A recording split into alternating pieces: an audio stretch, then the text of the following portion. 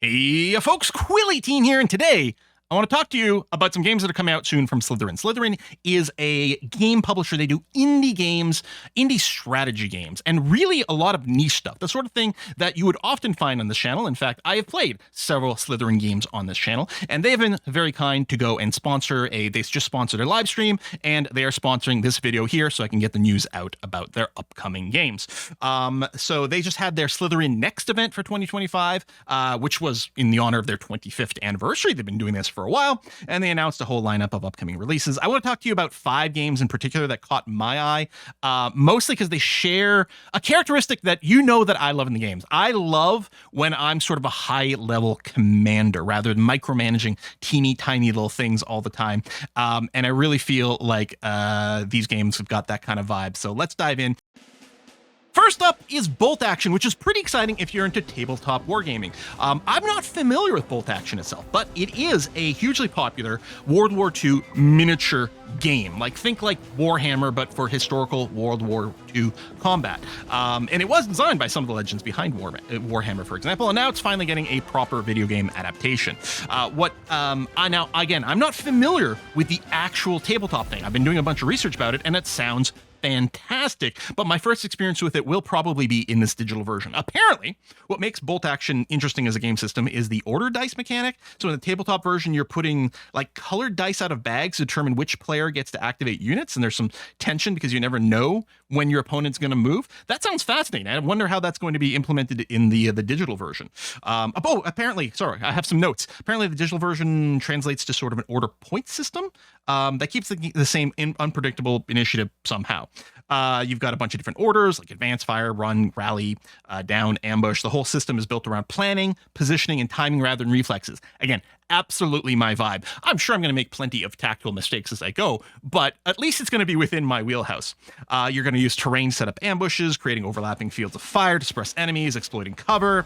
And the battlefield, and in fact, the way the miniatures were built, really looked like actual tabletop dioramas. They really tried to get the sense of a physical mock-up that you would play with, including little bases on the units and, the hedgerows and stone walls that really look like they're in the way. They do matter for line of sight as well in all those calculations. They're even including an army painter, because that is one of the things that people either love or loathe the most, I suppose, with miniature combat, is going through the process of painting all the miniatures and customizing them so that your army looks distinct from other people's armies, which is kind of cool. So yeah, there's going to be a digital equivalent in there, which is really nice. And that's the sort of faithful digital adaptation that I like to see in board games and tabletop gamings that get brought to a digital version. Next up is Headquarters Cold War from Starting Games, a Ukrainian studio behind Headquarters World War II game. This one asks the classic alternate history question: what if the Cold War turned hot in 1984? So it's a turn-based tactical game with NATO versus USSR campaigns, 10 missions each, apparently. It builds on everything that worked in the World War II version, but adds Cold War-specific mechanics. I haven't played Headquarters World War II, but I may have to jump into that and get some experience on it before we play on the Cold War version.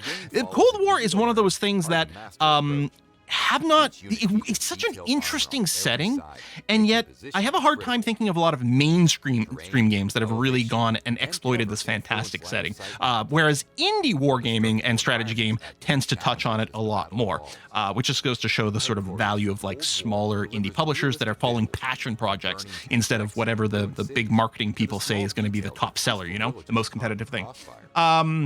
So one of the coolest mechanics that I was looking up is some sort of crew survival model. So if your tank loses its gunner, your firepower drops, you lose the driver, you're immobile. That's actually quite cool. There's a bunch of headquarter skills as well. So commander level abilities like calling down various missile strikes, air support, resupply drops, and apparently there's going to be a tactical nuclear option for when things get really desperate. All right, fantastic.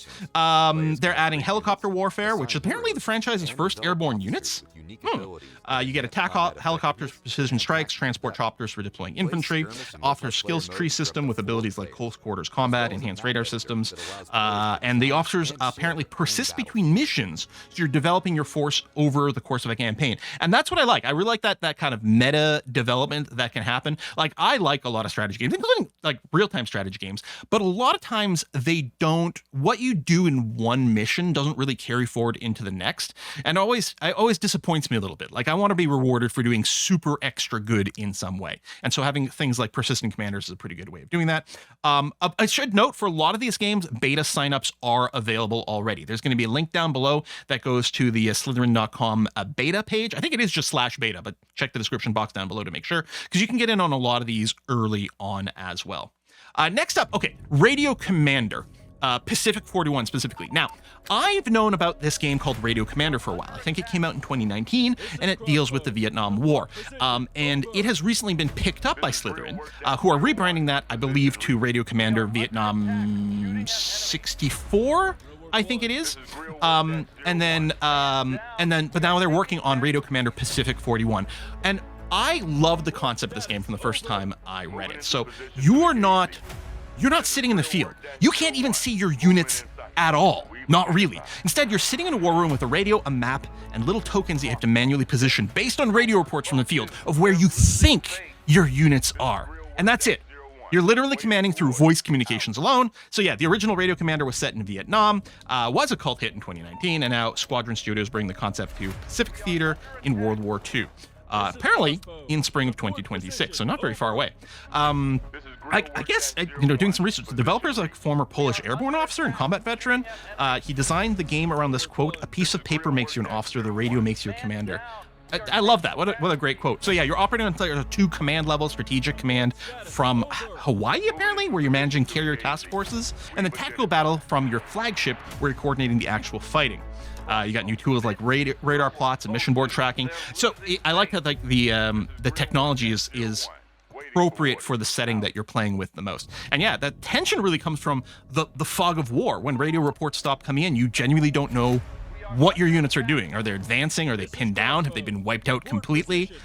I love that. I mean, it feels really stressful, but in exactly the right way.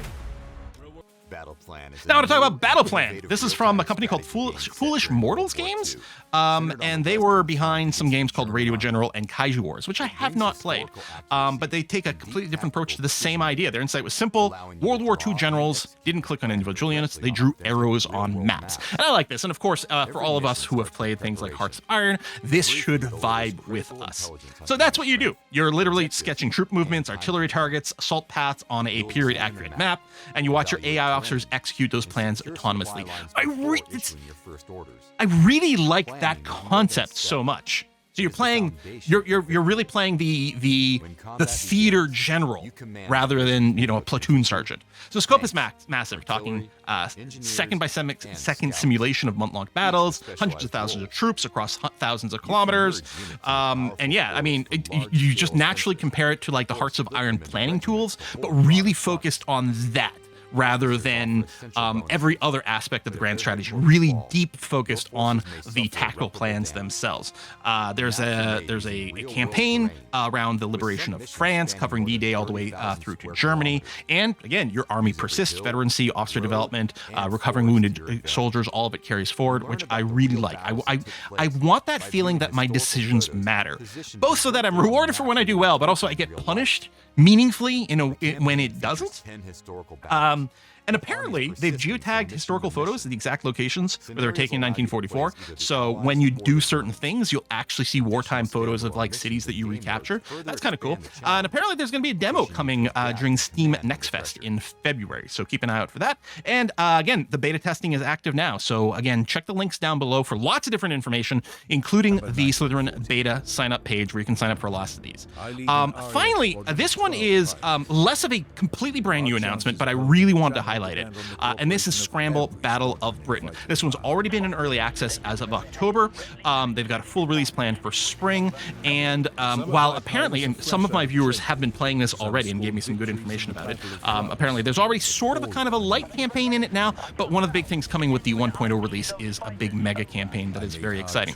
What I like about this, and again, it reminds me, as far as I know, this one's not actually based on any tabletop board gaming, but it reminds me of a few of those.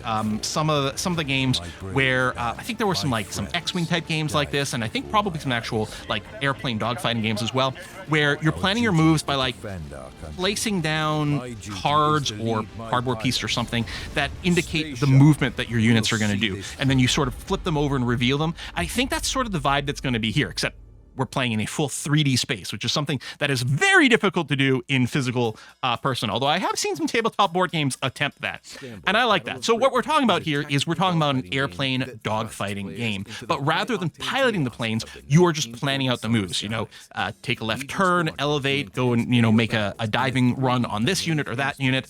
So yeah, sorry, I should get back to my prepared copy here that I wrote ahead of time. I'm not good at following scripts, even when I set them up ahead. Instead of real-time dogfighting, it's simultaneous turn-based, where each turn represents about 2.3 seconds of action. I wonder how they landed on that. Maybe like 60 seconds in a minute divides well into, I don't know. The structure has 3 phases. You plan your flight paths in this diorama view, then you watch the physics-based simulation execute your commands in a dramatic slow motion. Reminds me of the Battlestar Galactica tactics game that was also published by Slitherine, for example. And then you can scrub through the action frame by frame to analyze what happened. The airplane modeling is incredibly detailed. Fuel tanks, radiators, engines are all individual components. Damage is realistic, causing fires, leaks, control failures. Pilot physiology includes G-tolerance, fatigue, blackout mechanics. It's basically turning dogfighting into a tactical puzzle for trying to predict where your opponent will be and set up firing solutions.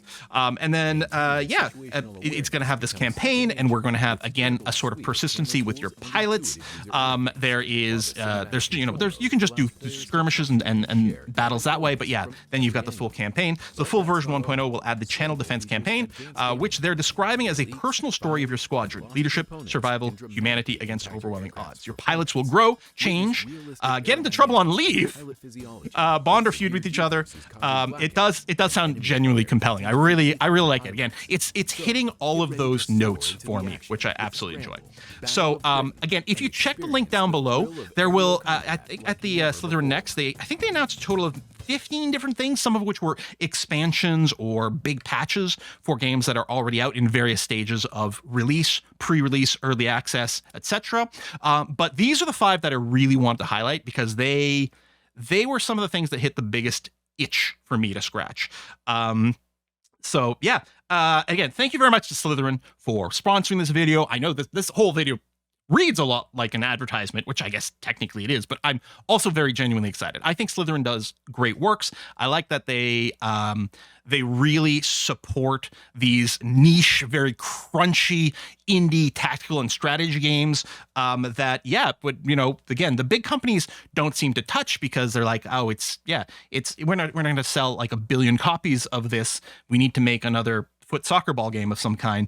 And so they're doing this. We're in a very lucky age where there's some good indie supporting publishers out there, and Slitherine has been there. I think part of the reason that maybe they've gone under the radar for a little bit in some people's minds is because they were very indie, and for a long time I think they weren't even pushing their stuff onto Steam, which is now starting to be more of a thing, which should open up a lot of stuff. So I think we're going to hear a lot more about these games that are being put out there. 2026 is looking like an excellent year for Slitherine. Thank you very much for watching this episode, folks, and I'll see you next time. Bye-bye.